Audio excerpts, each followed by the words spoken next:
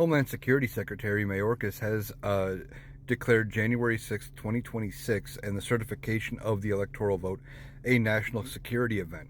Now, what does that mean? Well, the details aren't being made public yet, but they're going to be working with federal, state, and local officials to develop a plan to add increased security to the event. Now, I know Washington, D.C. is not in any given state, but I'm guessing they're going to be working with like Virginia, Maryland, the surrounding states to make sure there is extra security.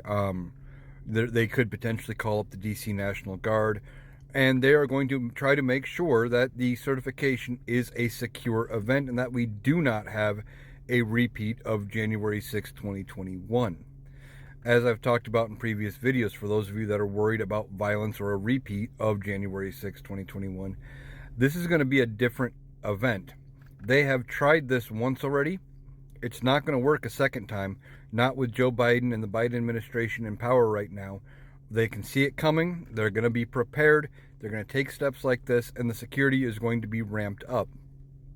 They may attempt something, but it is not going to be the same pushover event that they did the last time where there wasn't nearly enough security. I know Donald Trump likes to say that, he offered the National Guard troops, but Nancy Pelosi declined them.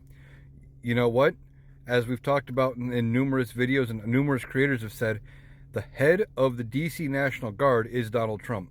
He does not need Nancy Pelosi's permission. He does not need anything from her. If he decided to send them in for security around the event, that was his prerogative. He chose not to. And in fact, after the event broke out, he didn't order them out.